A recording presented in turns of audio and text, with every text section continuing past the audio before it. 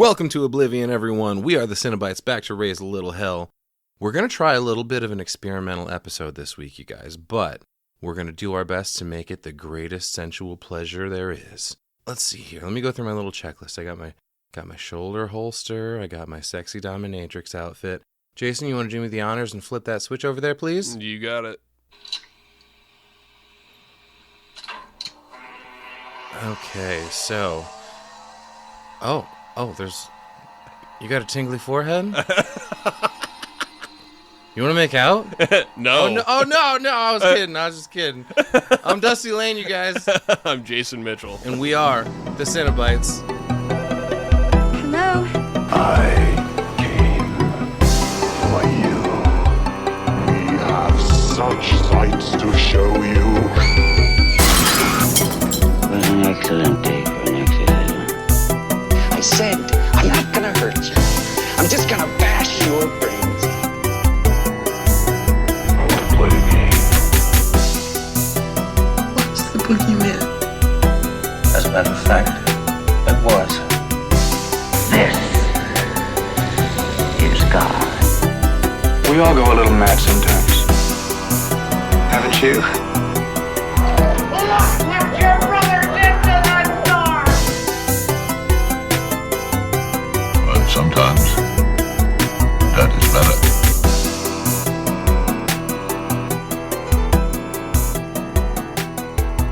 And we're back once again, everybody. We're talking about, of course, From Beyond.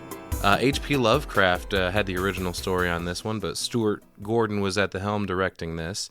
Came out in 1986 with a runtime also of 86 minutes. Rated R, obviously, because holy hell, this movie's gross. I can't believe there's not a unrated something. There's an X version of this or something. There's not? I don't know. Oh, I didn't really look into it, but I'm surprised it's just R. This movie seems about as close as it can get without getting one of those or ratings. NC-17 or something. You know, this movie is out there. Yeah, man. Studios are, distributors, I guess, in this instance. Empire Pictures and Vestron Pictures. Our cast in this movie is fucking incredible. I love Jeffrey Combs so much. I want to talk about Stuart Gordon for a second before we move on to the cast. Sure. Because his list of movies just caught me off guard big time, because we know that this came after Reanimator. Right. And he's got Dolls from 1987. Okay. Dagon from 2001. I don't know if you've seen that. That's another H.P. Lovecraft. No. It's out there, man. It's Okay. crazy. Right. Water Monsters, I guess. Okay. But anyways, Castle Freak. Oh, nice. Castle Freak was a good one. The Dentist movies. Those. Okay. But really, what caught me off guard was Honey, I Shrunk the Kids and Honey, We Shrunk Ourselves. What? Yes. The Rick Moranis family comedies? Yes. Yes. Hashtag not my Stuart Gordon. Right. Isn't that crazy? That's super Just crazy. wanted to bring that up before we jumped into the cast. Those movies, especially Honey, We Shrunk Ourselves, somehow weirdly became like a big part of my childhood. I remember that movie in particular. Like, I watched it all the fucking time. Right. I have no idea why. You just wouldn't Reanimator and Honey, We Shrunk Ourselves. Like, get the fuck out of here. Okay. Crazy. Hell yeah. Yeah, back to our cast. Jeffrey Combs as Crawford Tillinghast. He's incredible. Love Jeffrey Combs. Every moment he's on the screen, he doesn't have a wasted bit of energy, Right. ever. Even on his face, the way he holds himself. Oh my God, Yeah, dude. it's fantastic. He's so fucking good. Dr. Catherine McMichaels, played by the always lovely Barbara Crampton. Dude, oh my God. She was such a crush for me in both this and Reanimator. Like, she's my, a number one scream queen. Right. Hell yeah. We've got Ken Foray as Bubba Brownlee. Wasn't it Buford Brownlee, but his friends call him Bubba? Yeah, something like that. I'm going to go with Bubba. Bubba. Ted Sorrell as Dr. Edward Pretorius, which is a super fun name. Pretorius, not Sorrell. I guess it's a little fun. Dr. Block, played by... This is Stuart Gordon's wife, isn't it? Carolyn Purdy Gordon? I don't know. I was kind of wondering that. I think it is. She's also got a role in Reanimator, and I think when I watched it or watched some behind-the-scenes stuff or whatever, there was a point made about that. Man, Rob Zombie gets all this shit for throwing his wife into it, Well, you know what? I got to say Carolyn Purdy Gordon is a much better actress. Come on. than Sherry Moon Zombie. Bunny Summers plays the neighbor lady who doesn't have a big part, but oh my God, she's so delightful. Yeah, right. Every definitely. time, every moment she's on screen, she's great. Jordan Fields played by Bruce McGuire. And then, as always, we mentioned the music by Richard Band, who also did Reanimator, which was that very Psycho-esque theme music. Hell yeah. And then cinematography by Mac Ahlberg, which, hell yeah, dude. The effects in this movie, the lighting, this movie fucking goes places, dude. That fucking purple light, man. Yeah. I think, I love this movie. This was one of my ideas, just to cover it in general, but it falls into that body horror shit that grosses me out so bad. Oh, yeah. We got to do Society at some point. Oh, God. Yeah. Woof. Yeah. Woof indeed. I think we are set in Massachusetts. Like, Arkham is a popular location for, like, H.P. Lovecraft stuff. Okay. Which I believe is set in Massachusetts. And they reference Miskatonic a lot. Like, Miskatonic University. There's a Miskatonic hospital in this movie. And I think that is named for the Miskatonic River. Okay. If I'm not mistaken. Yeah, I'm not too sure. So, our plot for this movie is basically Curiosity made the cat real horny. Okay. Yeah. Does that work for you? This whole thing is predicated on there's a scientist who has this revolutionary experiment where he's broken through to release powers of the brain that we did not previously know was possible. Right. But we open on Jeffrey Combs typing on an old-ass computer with a pencil in his mouth. Crawford. Or Crawford, yeah. Crawford Tillinghast. What a name, huh? Right. And they go back and forth between them so much that you keep on confusing it. It's like, which one is his last name? Right. You know? Yeah, I called Crawford, and then Pretorius. That's a good way to go. It's just jumping around a lot, like you said, Yeah. The computer declares that it's ready for whatever the fuck. And then Jeffrey Combs goes over and fucking beep bop boop science stuff. But everything looks so fucking old. Oh my God. That's one of the things that I noted immediately was, holy shit, computers have come a long way, man. Yeah, computers back in the day, or at least the representation of them, they were just a giant wall of fucking screens and knobs and shit. The first computer filled up an entire room. That's true. That is true. So he goes over and he throws a switch on this machine, I don't even know what the fuck to call it, in the middle of the room. An altar, basically, it becomes later. They call it the resonator. It is the resonator, yeah. But like just the positioning of it in the center of the room like this has sort of a special aesthetic to it. Right. So he throws a switch on this resonator and an orb starts glowing immediately. Wind starts blowing his shit all over and off of his desk. And then all of a sudden, whoa, there's a weird space slug. It's like I was calling them eels. Yeah, they're like air eels. Fucking sky eels, dude. He's rubbing his forehead here. Yeah. This thing looks evil as hell. Oh, yeah. Call it digital eel. You know what I mean? Yeah. It bites his face. Yeah, dude. I was going to say, speaking of foreheads, he does such good face acting. Right. Just all the fucking time. And yeah, oh shit, speaking of face acting, Space Eel fucking bit him in the face. Oh God. That thing was relentless. Right. Jesus Christ. Yeah, he cuts off the machine, obviously being scared, and it goes away. Yeah, but his face is still bleeding. Right. Importantly. Right. So now he decides, well, time to wake up the doctor, because this shit is working. So he rushes down to Pretorius' room. Resonator's working. The new program works. Pretorius doesn't really believe him, you know? Yeah. Rushes upstairs. He's like, is this your idea of some joke? Right, yeah. Wake me up in the middle like, of the night. Wasn't this the plan, man? This is what you've been working for. Right. Did you think it was fake the whole time? Why are we doing it? So Pretorius heads right up to the attic immediately.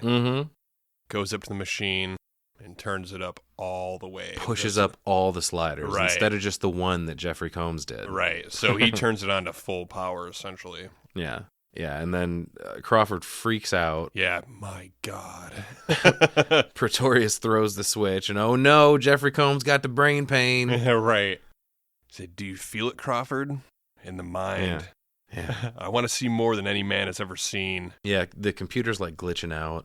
Crawford wants him to turn it off, but Pretorius is too busy having a fucking orgasm. Right? Yeah, he says the computer is running itself. Something's coming. Yeah, shit is out of control. The neighbor lady, we cut to her, and she fucking calls the cops about the people next door with the colored lights and the weird sounds again. Right.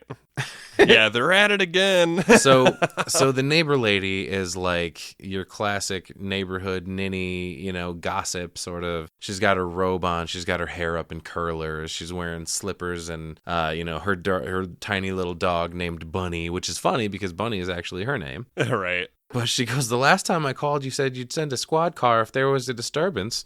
Well, I'm disturbed. Right. Yeah, the windows are busting out and shit, man. It's madness. But she must be, do you remember Leprechaun and Ozzy, like, constantly calling the cops about the dumbest shit possible? I think that is probably this lady in this universe, because the dispatcher fucking hangs up on her. Right. Yeah. Never cry shit wolf, lady.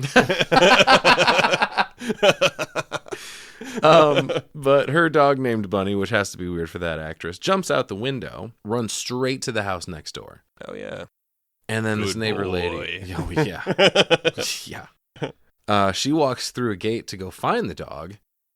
I noticed in this like approach to the house, this 4K that you let me borrow to watch this is fucking amazing. Yeah, we should note that we are watching the new 4K release from Vinegar Syndrome. Yeah. For From Beyond, and it is fucking fantastic. Yeah. I am on board with all these 4K re-releases. I love all the extra disc, all the footage, and everything looks fantastic. Big time. Love it. Big time. Love it.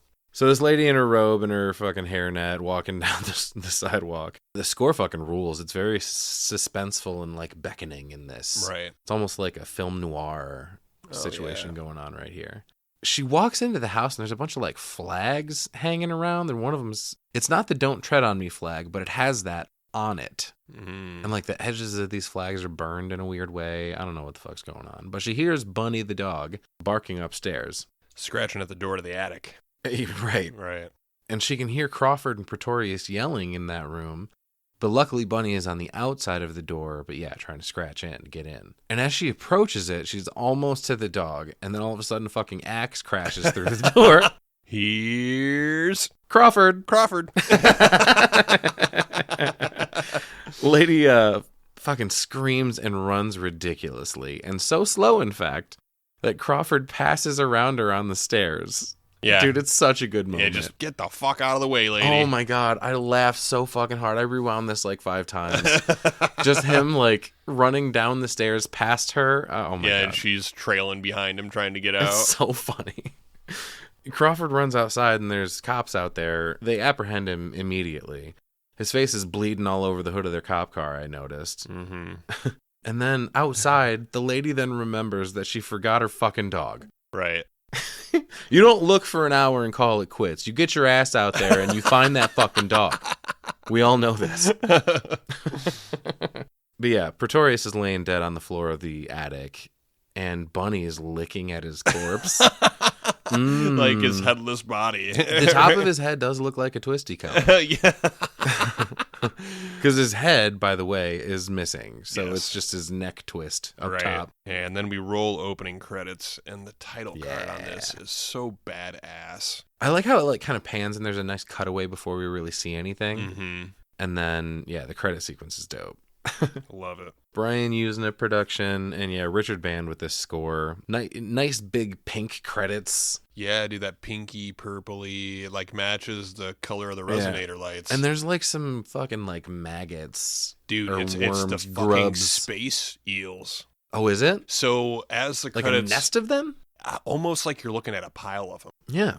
Yeah, so when it first starts, the background's eel pile. straight black. Yeah. You know, and you're focusing on the credits, but as it gets closer to the end of the credits, the background is starting to change, and you're seeing those like eels come through, and then by the time the credits cut, you can fully see them. You know, and I thought that was a really awesome effect. Just like slithering around each other, Right, and it's yeah. gross. We cut to a hospital where Jordan Fields from the DA's office introduces himself to Dr. Block, which is Carolyn Purdy Gordon. He also introduces Dr. Catherine McMichaels, Barbara Crampton.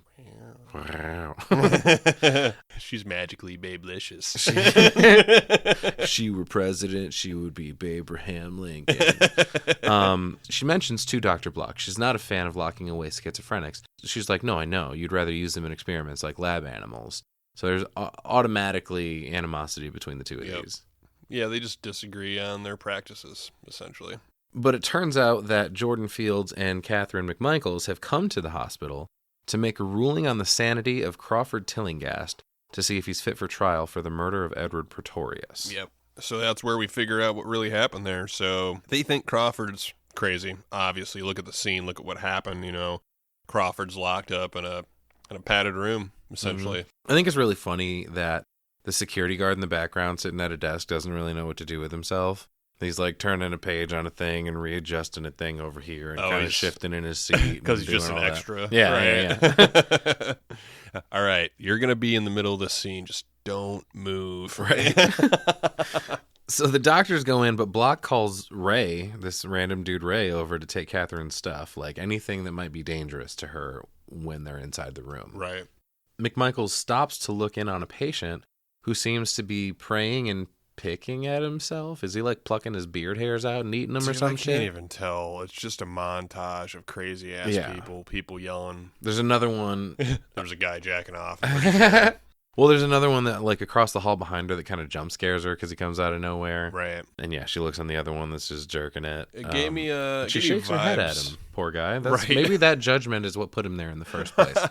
Gave me like Silence of the Lamb vibes when she's walking in to meet Hannibal Lecter, Dr. Lecter. Dr. Lecter, and you know, all that gross shit happens. Hell yeah. Pretty similar. Well, Tillinghast is in room 14. Crawford is crouched in the corner. McMichaels introduces herself. Crawford's apparently a physicist at Miskatonic University, assisting Dr. Pretorius with his experiments. These experiments are to stimulate the pineal gland with resonant vibrations. Apparently, the pineal gland is a dormant sensory organ, but Descartes, of all people, apparently believed it was the third eye. It was like a sixth sense. Right. So apparently, Jeffrey Combs is claiming that their experiments proved the theory. And he tells her all about the sky eels. There's no better way to describe it, really. No. But Jeffrey Combs is brilliant. Just his diction, his delivery on everything. He's such a stage actor. Oh, hell yeah. You know what I mean? Yeah. Turned film actor. It's crazy.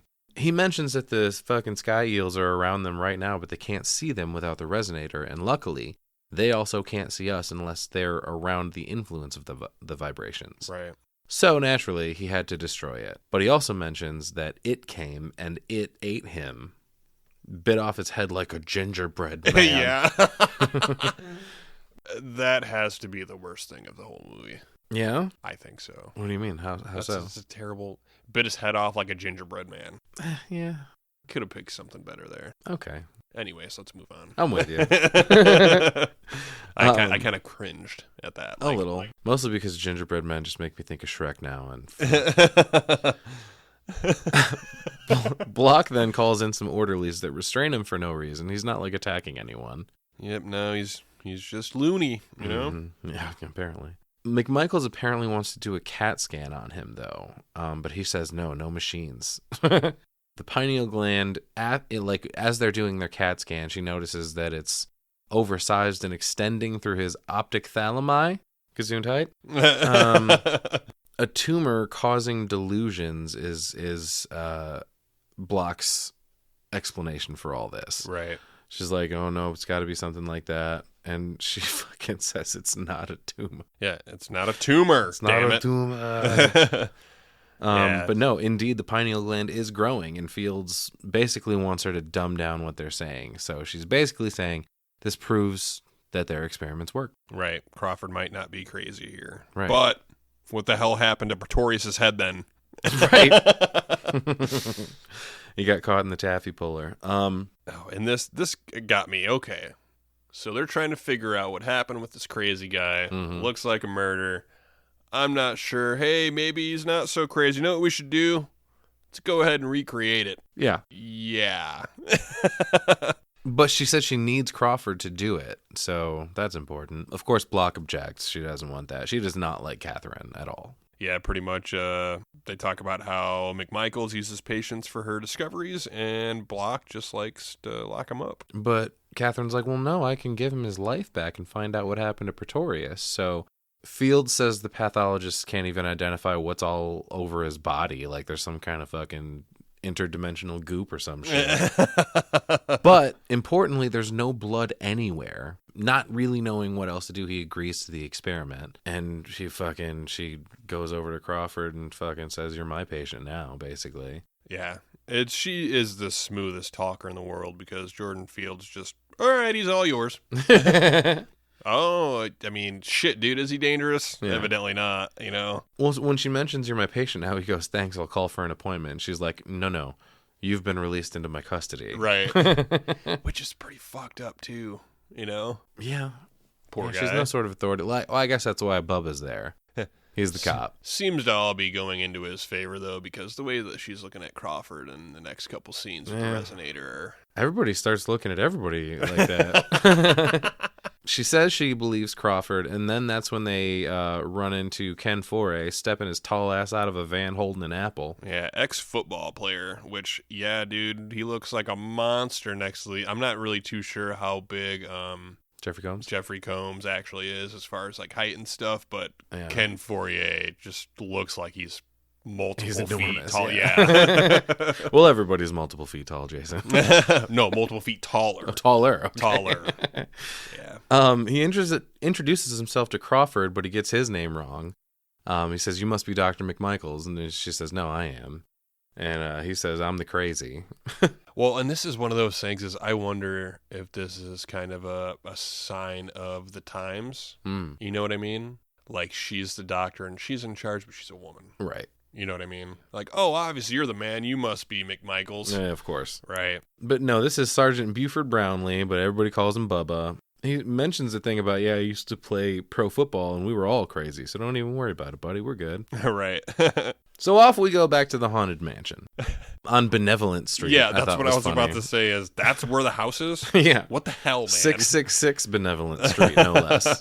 Interesting. Good one. That's got to be an H.P. Lovecraft thing. Right. Back before it was played the fuck out.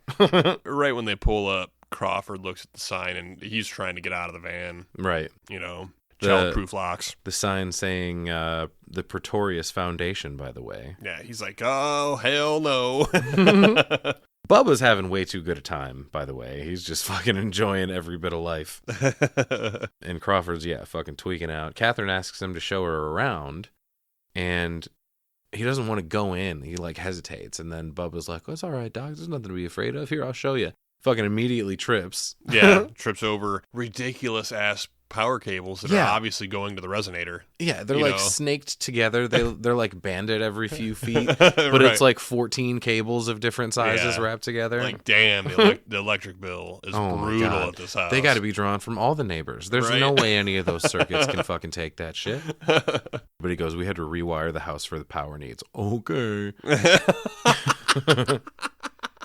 But then, as the power goes out, Crawford disappears, and all of a sudden they got to fucking go on a hunt for him all over again. Right. They do restore the power, though. They follow the cables after that to the resonator up in the attic. This house is pretty fucking sick, by the way. Oh, hell yeah. Big-ass old-style house. Mm-hmm. Like Addams Family looking, kind of, from the outside. Catherine then hears screaming and then follows it to a video of Pretorius whipping a girl who's tied up, topless, in restraints. Isn't it crazy that, okay, she's got a bondage room. You're into that.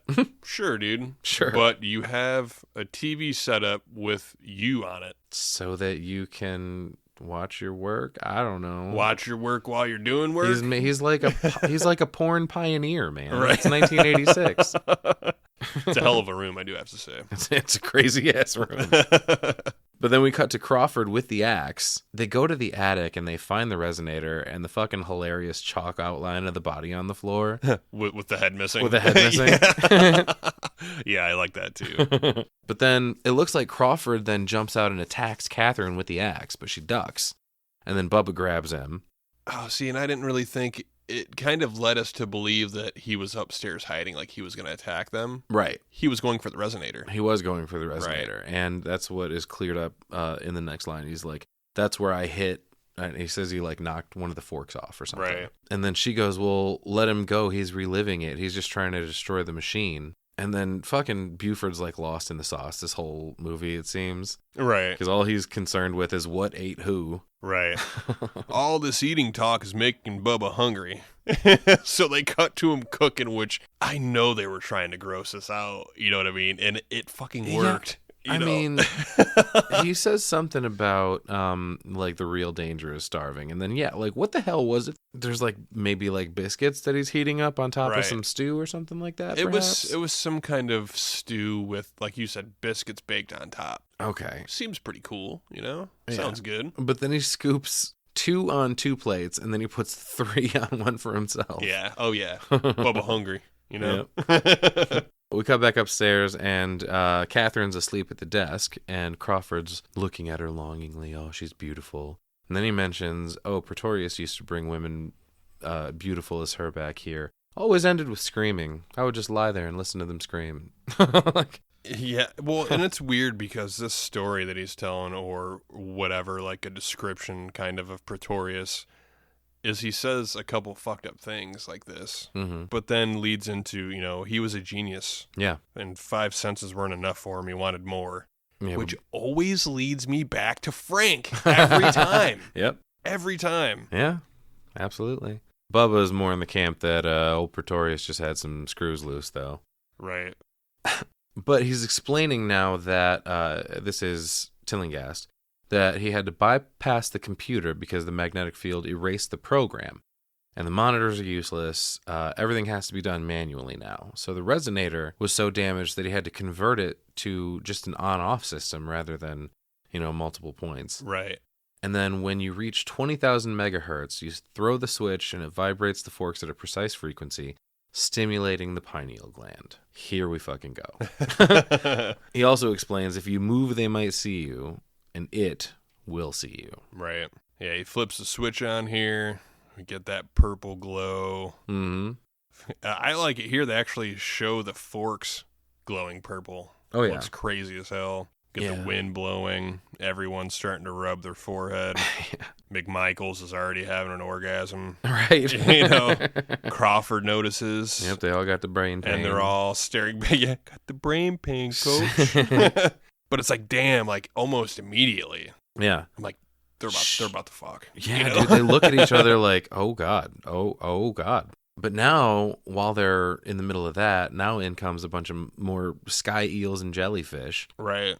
And Bubba fucks up right away. Yeah, don't move. Don't touch anything. Immediately gets attacked by one of these little nasty bastards. And when the windows start breaking, that's when Crawford is like, oh shit, it's coming. Right. To which basically replies this scary ass voice saying Crawford's name. Oh yeah, here we go. And it's fucking Pretorius. Welcome home, Crawford. Right. Yeah, he says, welcome home. And he goes immediately, he's like, who's the lovely woman? Yeah. Oh, shit. Yeah, who's the beautiful girl? By the way, he naked. How rude, Crawford, not to introduce. He has the gall to stand there and ask where Crawford's manners are, and he naked. Right.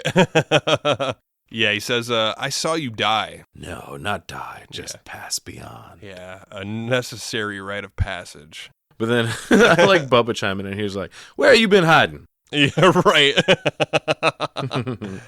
Yeah, he says a necessary rite of passage, quite wonderful, in fact. And he just will not let go of McMichaels. Yeah. You know what I mean? Just everything is pointing towards, well, who's the lady? Yeah. Who's this? Because it's all sexual. He's like, come here, I want to see you. And she starts moving toward him, too. It's strange. Right. And he mentions, I'm the master here. But Crawford doesn't actually believe that it's him. So he's like, touch me if it pleases you. Sounds like it'd please you. Right. Yeah, and Crawford reaches out and touches his shoulder, and he's like, mushy, dude. Mhm. Oh, Yeah. God, the body horror. And he's like creepily, eerily smiling the whole time, Yeah. too. Yeah, he reaches up. Squishes into his... He essentially just wipes his face off. Oh, yeah. Yeah, it's just a body. My mind is indivisible. Bodies change. With liberty and justice for all. Yeah. But what the fuck are those trippy things coming out of his face? There's like multiple points. I think there is one like in the forehead, like we see. But then there's like some coming out of his cheeks and shit too. It looks like tentacles or something. Ooh. And then his head splits in half. Yeah. Oh, God. Yeah. Yeah, all hell breaks loose. His head splits. Bubba shoots a bunch. A fountain of fucking blood shoots out of his neck. Purple. Or something. Yeah, it was like purple fucking... That purple color, man. Yeah. Like a water fountain. But then I think Jeffrey Combs has the line of the movie here where he shuts the resonator down and he goes, that will be quite enough of that. Right?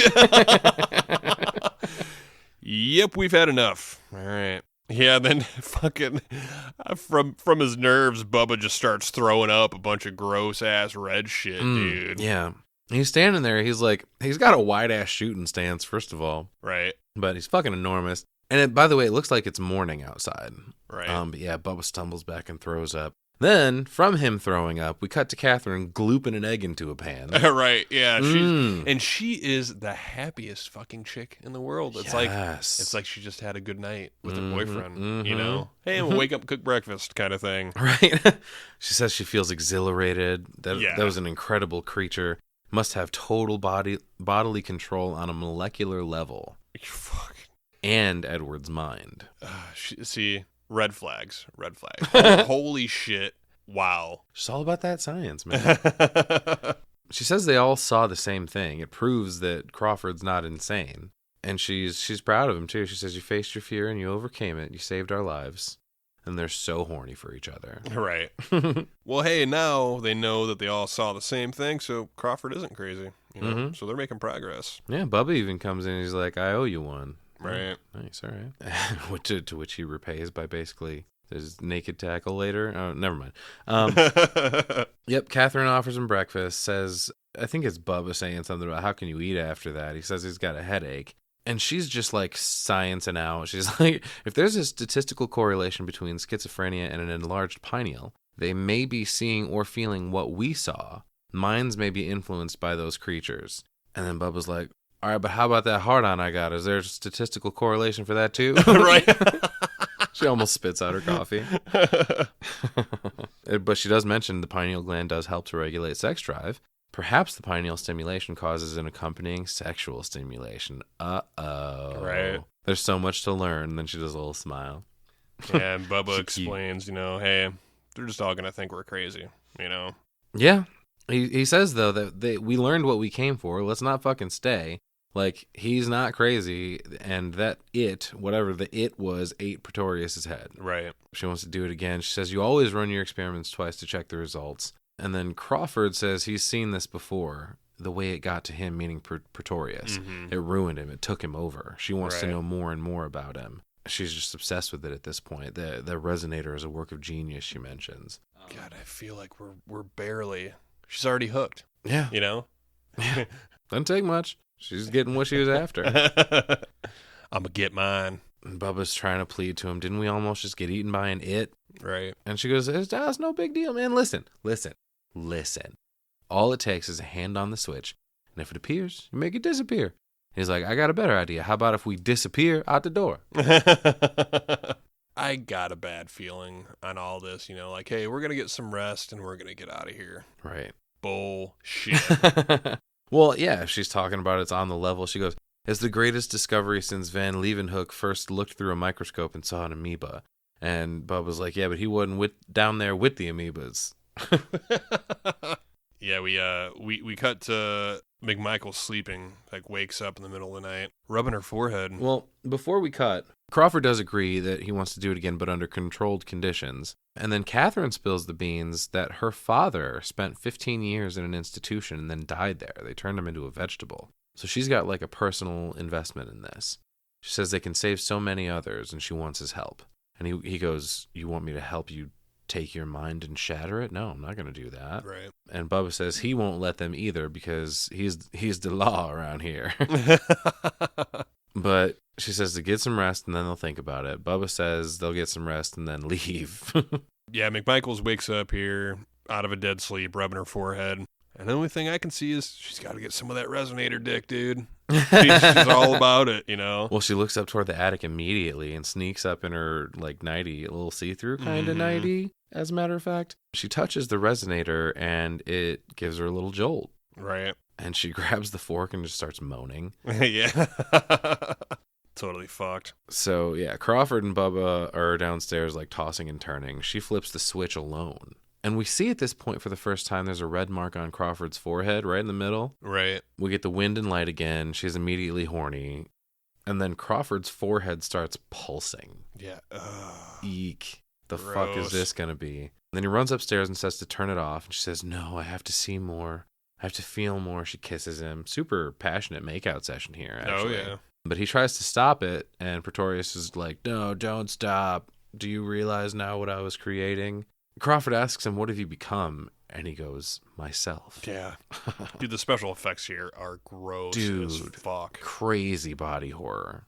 She says to get to the switch and that she'll distract him. They're whispering, making a plan.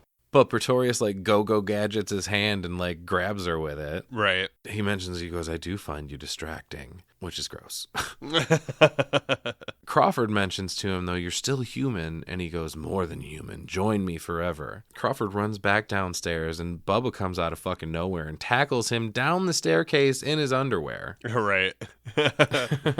I don't know if he thinks he's making a run for it or what. You know? I think he did, yeah. He says something about where you going, Junior, or whatever like that. And he says he's got to go cut the power back off. And then after he gets up and runs off, Bubba kind of sits up and he's like, damn, oh, let him get away. Right. But I did notice at this point, Crawford's got a cool Miskatonic University shirt on. Hell yeah. And then he goes to turn off the circuit breaker. Pretorius fucking kicks Catherine and rips off her nightie. Fucking show me them boobies. Yeah, dude. Grows Jesus. Dick fingers too. Yeah, they're like, oh. And he gets so creepy here. In another life, I would have enjoyed you in another way. Yeah. And I wanted to mention the way that, it's almost like an American Werewolf thing where, his fingers are elongating. Right. And he's, rubbing all over her with it. And it's right. Oh, fuck. More or less uncomfortable than Reanimator with the head. This one is more uncomfortable, I think. You think so? I think so. I might have to disagree on that one. When Crawford runs down to go shut the power off, oh fuck, there's a monster down there. Where'd that thing come from? Is that the it that they've been talking about? I don't know. Oh god, it is. It is, because guess what it does? It tries to eat his fucking head. Right. But we do cut back to Pretorius and Catherine upstairs. She goes, what are you going to do to me? Oh, man, don't open the door like that. Right. I don't want to know. Surprisingly, his response is innocent enough. He says, I'm going to kiss you. Right. But then his head starts morphing into a fucking scary alien monster head. Yeah. It's got a bunch of teeth and no eyes. Mm-hmm. Yeah, Bubba runs down and is still in his underwear, goes down to the kitchen, grabs a big-ass knife, and then Crawford, hurdles the monster to get into the water. Ken Foray runs in screaming and holding the knife above his head. Dude, it's the best thing ever. Him just, charging with this fucking knife in his skivvies. Hell yeah. And he stabs it, but it doesn't really seem to do much except cover the knife in fucking slime. Right. Whatever the coroners couldn't identify. Crawford almost gets to the switch, but then he falls. And at this moment, we have a little parallel where Pretorius is eating Catherine's head, and down in the basement, the monster's eating Crawford's head. Right. Only his feet are sticking out. Yeah. Well, eventually, yeah, he ends up getting fucking swallowed by the thing. Aw, but nobody's eating Bubba's head. That's sad. He wants to join in on the action, too. The basement monster completely swallows Crawford at that point, and then Bubba's wet underwear, as he's standing next to the fucking thing, doesn't leave much to the imagination. But then he pulls the cord on everything, luckily. Suddenly, everything in the room disappears, and for some reason, Crawford is now bald. Yeah. The monster ate the hair off his head? I don't know. I'm not really too sure. Yeah, he's If I knew it was that easy, I might not even be dealing with the skull shaver. he's got no hair on his body anymore after this. Yeah. Catherine gets up and covers herself, and Crawford is looking real fucked up at this point. Like his head shape has changed. Right. It's which like I guess if you get bit by an alien monster on said head, that would make sense. It's like his brain's growing. Yeah, also that. You know. Catherine runs around the resonator unplugging everything. Good move. And then she puts some cream on Crawford's poor little chest. She apologizes to him, says she thought she could control it. But Bubba says something about it's changing us, Doc, and not for the better. But she mentions at this point it's clear now that only one person should run the experiment. Yep. What? And he's like, this ain't an experiment, it's suicide. Right. Which, yeah, man, you're getting fucking attacked. Like, you're woefully unprepared for any of this. Yeah.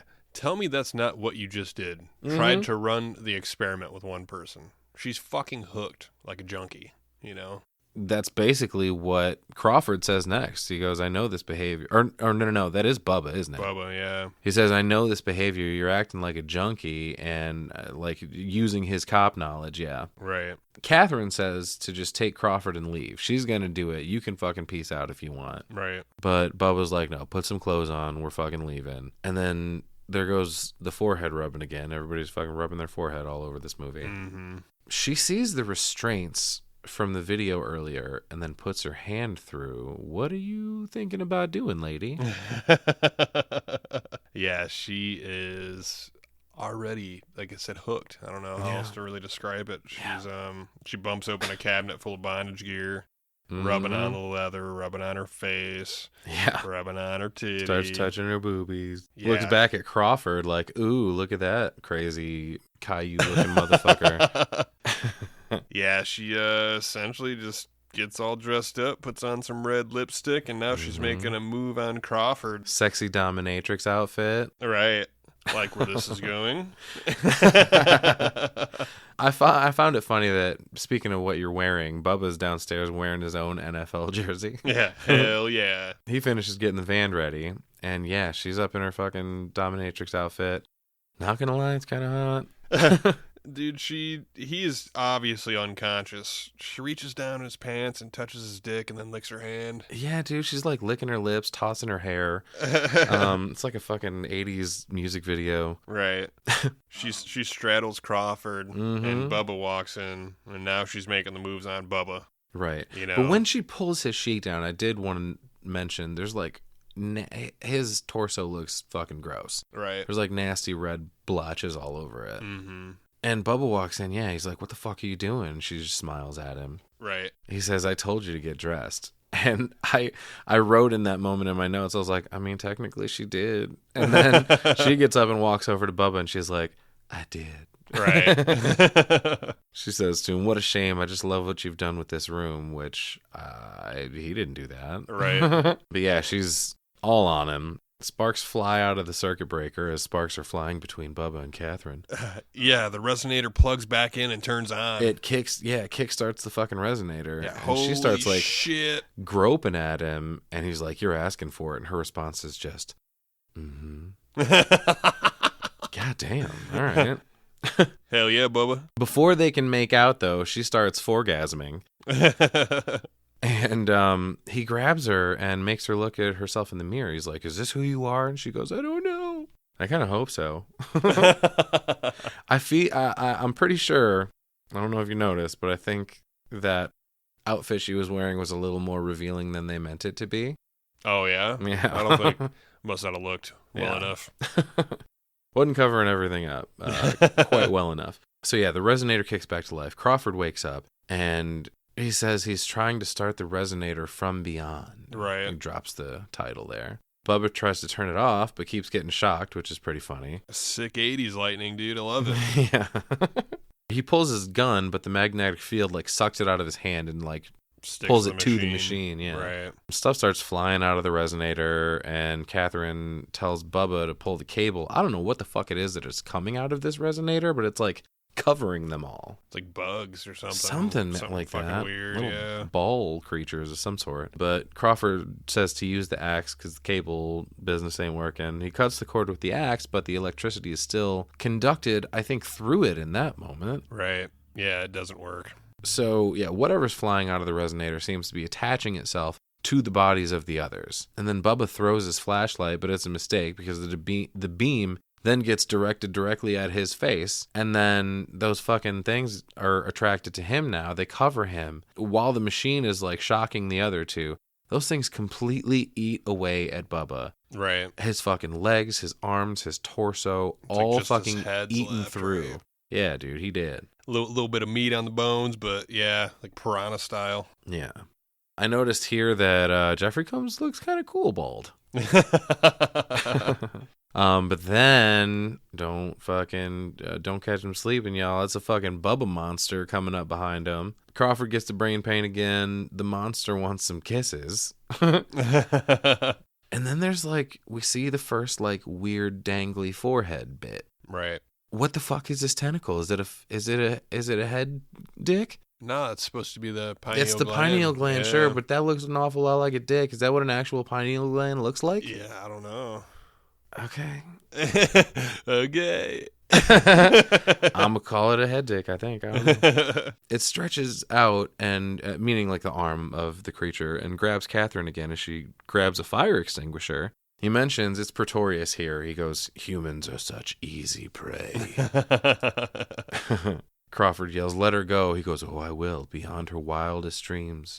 She will go into my mind, and I will go into hers. It's the greatest sensual pleasure there is." To which Crawford obviously replies, "You never knew pleasure or gave it, only pain." Right. But he mentions that Crawford is evolving into a being that has never existed before. Ooh. What have we here? Said it reminds himself who he is. Crawford, that is, reminds himself who he is. His pineal gland pops out of his fucking forehead. Oh, ew. And immediately he changes his tune. He's like, "Oh, it's so beautiful." Right. Now you can truly see. But like, what is it that he's seeing? Is this like predator vision or some shit? It kind of looks like it, don't it? It really does. Catherine then grabs the fire extinguisher and sprays the machine. Everything disappears again, but only for a moment. And then Pretorius appears again. He goes, "You whore." And she yells back at him, "Die, you fucker." And she's like spraying. She like weakly throws it at the resonator after it empties. Right. And then she's like laughing. She's like going a little cuckoo there. Mm-hmm. And then Crawford is dead, ? Is he alive? Dun, dun, dun. So we're at the hospital then, and Dr. Block starts playing peekaboo with his pineal gland because it's like inside of his forehead, but it's like teasing her. She's trying to grab it with some forceps and she can't get it. Fucking moving around, dude. Yeah, it's so gross. But then it finally gets sick of that game and it fucking pops out to play. Meanwhile, Fields has been talking to Catherine and saying, "Oh, she's been telling us a pretty wild story. We'd like your opinion, Dr. Block, of her mental state now." Ironic that Catherine came there initially for to make a ruling on Crawford's mental state. Now here she is being evaluated. Right. Damn, how the turntables. Yeah, dude, Block's in control of her. She's fucked pretty much. You know, Oh, yeah. she orders electroshock therapy. Yeah, which is insane. She mentions you cost Crawford his mind and possibly his life. Field says he lost one of his best men, meaning Bubba. Mm-hmm. He says the DA is going to chew me a new asshole thanks to Catherine. And then, puts Catherine in Dr. Block's custody. She, Catherine's apologizing, but it falls on deaf ears. Block doesn't give a fuck. She's got exactly what she's been waiting for. Oh, yeah. And she says, prepare for the electroshock therapy. Fuck, she keeps calling her Girl Wonder. And I was like, damn, man, this movie really has taken a turn. Right. Catherine runs, but she gets nabbed by two orderlies, immediately. And then we cut back. Oh, Crawford's awake! Yeah, dude. He's gross. He's super gross. He gets up off the table and, sneaks out of the room with his third eye in his forehead. Right. He, stumbles into a cart. He starts, stuffing his face with some food he finds on it. Spits it back out immediately. He's not into this food. Right. Jeffrey Combs is fucking amazing, man. Oh, my God. He then lets himself into a room, and we see more of the predator vision going on. It's a pathology lab. Right. Mm-hmm. It's not revealed quite yet, but right. Pathology. And then Catherine is trying to convince the hospital staff not to go through with the fucking electroshock therapy, because that's fucked. Yeah, oh yeah. Block is back checking on Crawford, notices that he's not there, and then tells the guard to call security, which, wait, is he not security? Yeah, I don't know, right? But that's when she sees a puddle of blood seeping out of a door leading to, the pathology lab. She turns on the light inside there and sees Crawford eating some fucking brains. Yeah, oh, gross. She goes, please don't eat those. And he's like, but they're delicious. She's like, yeah, but they can make you very sick. Like, it was funny that it almost sounded like she agreed with him. Like, yeah, I know, buddy, but... Yeah, right. I know it's good, but you shouldn't eat that. You can't do that, man, all right? But then she, like, gets through to him, for a minute anyway, and then he drops it and gags, and he kind of has a moment where he, like, a moment of clarity, kind of comes to, and he's himself again. Right. He's like, what is happening to me? When he gets up and goes to leave with Dr. Block, Homeboy's pineal gland is fucking wilding out. And then as she opens the door to go out of the pathology lab, he fucking slams it again, then choke slams her up against the fucking wall and sucks her eyeball out. More eyeball trauma. Oh my yes. God. How do we do it? How do we do it? There can't be eyeball shit in like all horror movies, right? We're just getting exceptionally lucky. I don't know. Yeah, it's been like 80% of our fucking episodes, man. Something has happened with eyeballs. Love it. I thought it was interesting that when he's got her pinned up against the wall and he puts his fucking mouth on her eye, he then like knees her in the groin to kind of get that. It's like turn your head and cough because it like jolts or whatever. In this case, it's basically he's doing that to put pressure on her eye to make it easier to pop out so he can suck it out easier. Ew. Right. But I thought it was a really cool touch to add in there. Hell yeah. That like it wasn't quite working with him just putting his mouth on it. But no, he knees her and all of a sudden she coughs it out. Gross. Yeah. Yes. Yeah, his fucking head wiener's flapping all over her forehead the whole time. I don't mean to fucking knock it. The effects really are good. Oh, they are, yeah. Start to finish. But back to the electroshock therapy, they get her all hooked up and they're about to pull the fucking switch when a nurse runs in and says, oh, she needs help. There's something going on. And then there's one of these orderlies, I guess, that stays back, starts unstrapping her to take her back to her room. And then as soon as he unstraps one arm, okay, I don't get this. She grabs the light and whacks him on the head with it. Stupid fucking move. Wait for him to untie more of you. Right. Right? That's a trope I'm not down with. It doesn't make any sense. But she manages to find a van and drive the fuck out of there. But Crawford also comes out just in time to see her drive away. Right. And in the meantime, here comes an ambulance backing in. The patient in the back says he needs a drink. Apparently he's just fucked up. Yeah, the drunk homeless guy. Yeah, the lady in the back says something about, oh, you better hurry before he gets the DTs. Oh, and by the way, give me a candy bar. I'm starving. I hate her, like, 50s teenage girl delivery on this. Right. I don't know what's up with that, but not a fan. There's a nice little close-up, though, while she's talking of Crawford's pineal gland hole bleeding. Right. Gross. Yeah. She hears some commotion. She goes to check it out. And then the drunk guy says that he saw a snake come out of his head. I think this drunk guy is played by one of the bands, by the way. There's, like, Richard Band did the music. There's a whole a band of brothers. Right. And I think this is one of them. She goes to, like, check on her partner, and she's like, are you all right? Fucking go figure, his eyeball's hanging halfway down his face. Like, what's her face in Hostel? Yeah, Crawford got another one, man. Yeah. And then she gets got by Crawford. He goes right to sucking on her eye again. I found interesting. Mm-hmm. But then she gets away for a second, and the drunk on the gurney is like, well, that's the snake man, which he catches her again and then just starts fucking like violently bashing her head into the ground repeatedly. Right, like concrete. Jesus. Nice. And then fucking my cousin Penny gets sucked back into his head. Fucking steals the ambulance. I found it interesting that like when the pineal gland is like out and flapping around and doing its thing, he's like a different person. Mm-hmm. Sucks back in, he kind of comes to. Right. So yeah, now that he is sort of has his senses at the moment, he jumps in the ambulance and steals that. I did note that this was the Miskatonic Medical Center that he's driving away from. Right. Hell yeah. But then here we go. Catherine goes back to Benevolent Street. Yeah, this fucking chick, dude. Never ends. You know, she looks rather well put together for someone who just escaped an asylum. Right. I don't know. Did she stop? She stopped somewhere and like fucking changed clothes or something. She must have. I don't know why they did that. But back in the attic, there's another fucking chalk outline. And then, holy shit, she pulls a fucking Wile E. Coyote Acme fucking cartoon dynamite bomb out of her bag. Hell yeah, dude. There's some great snooping music going on here, by the way. But yeah, there's like sticks of dynamite plus an answering machine or maybe a Nintendo of some sort. And then like an RF modulator or some shit. Maybe a wallet. I'm not sure what the fuck is going on, but she like MacGyver's a bunch of shit into a bomb, I guess. One of the things must have been like an alarm clock because it does count down. Right.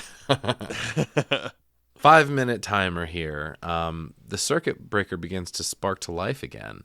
And Crawford comes out of nowhere and fucking attacks her. Puts her in the restraints that we saw from earlier. Fucking Chekhov's arm chains going on here. Yeah, back to the bondage room. Mm-hmm. Tells her he loves her. Yeah. Their acting here is really believable. Like, I think they sell it really well with him getting her into the chains. Mm-hmm. It's harder to do than I think people realize to sell that and make it look believable. Right.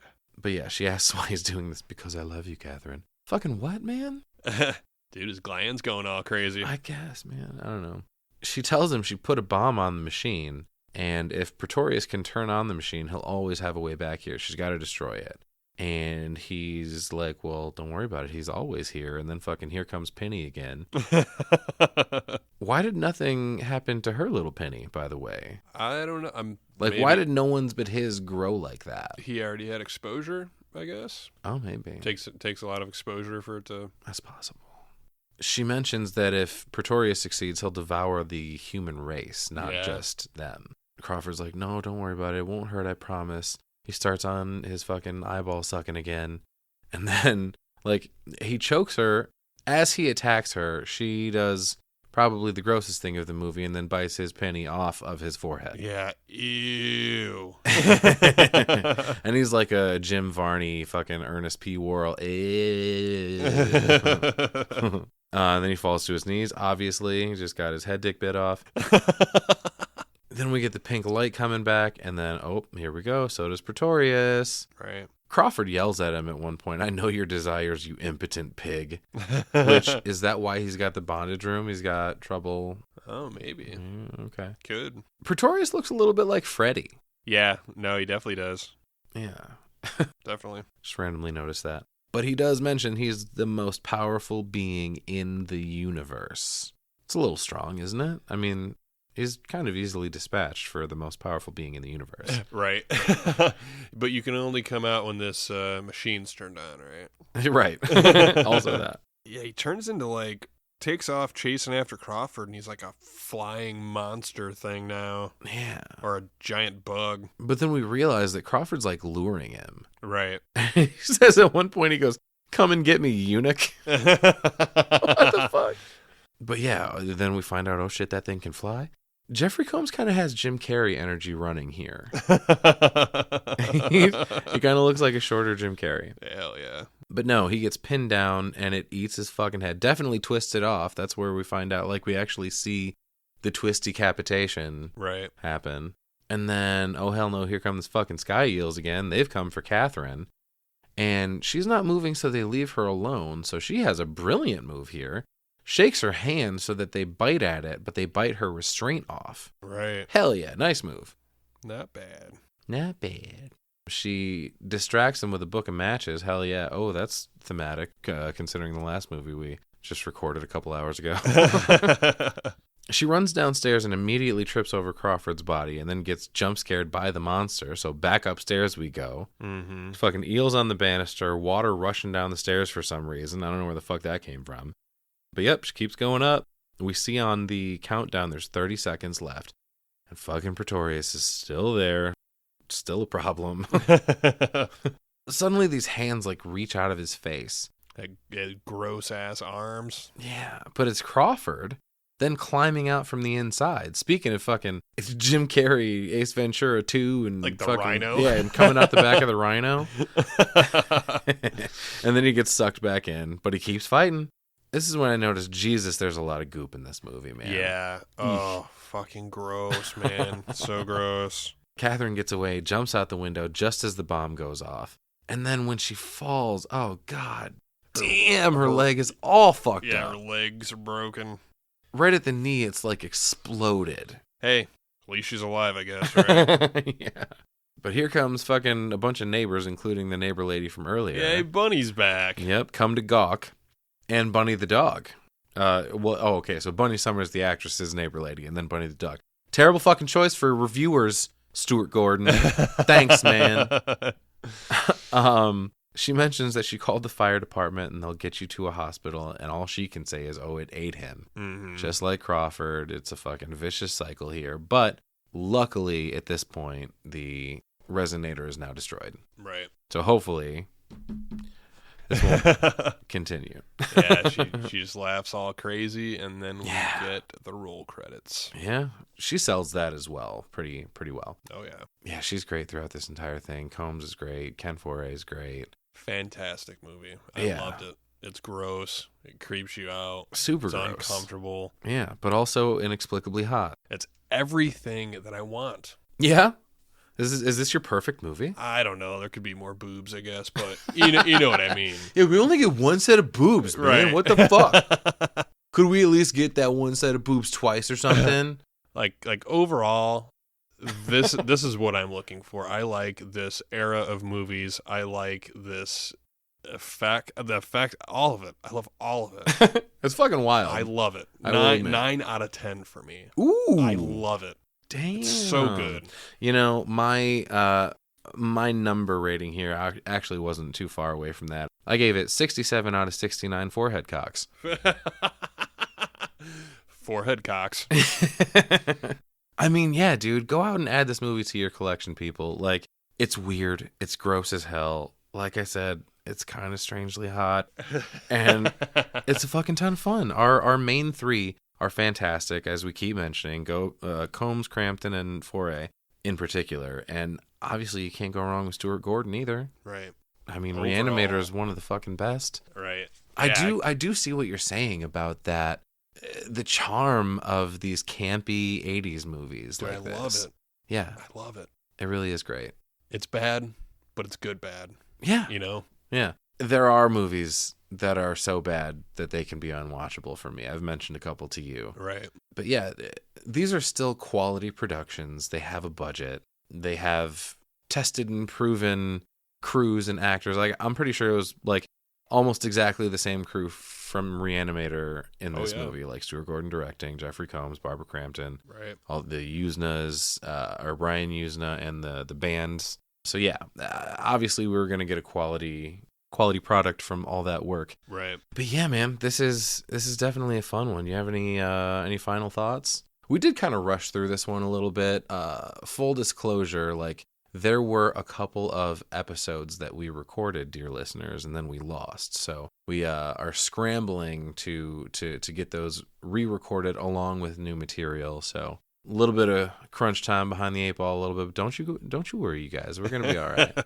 We ain't going anywhere. But that's gonna do it for From Beyond. We had a great time as always. Hope you did too. And if you'd like to get a hold of us, you can do so at cinebytespod@gmail.com. Follow us on socials at cinebytespod. We've got Facebook, Twitter, Instagram, TikTok. We got a YouTube. Go do all the things. Like, subscribe. Make sure you click download if you can, please. Hit that download button. That's going to be a big help to us. And yeah, obviously leave a review so other people can hear about the show. We can make it better. We want to expand and make this... Oh, wait, what was the line? It's the greatest sensual pleasure there is. That's what we want the Cinebytes to be for you, so help us to do that, you guys. Speaking of which, if you choose to support the show, you can do so at cinebytespod.buzzsprout.com. And as always, please never forget, you guys, dreams are fleeting. Only nightmares last forever. Follow your nightmares.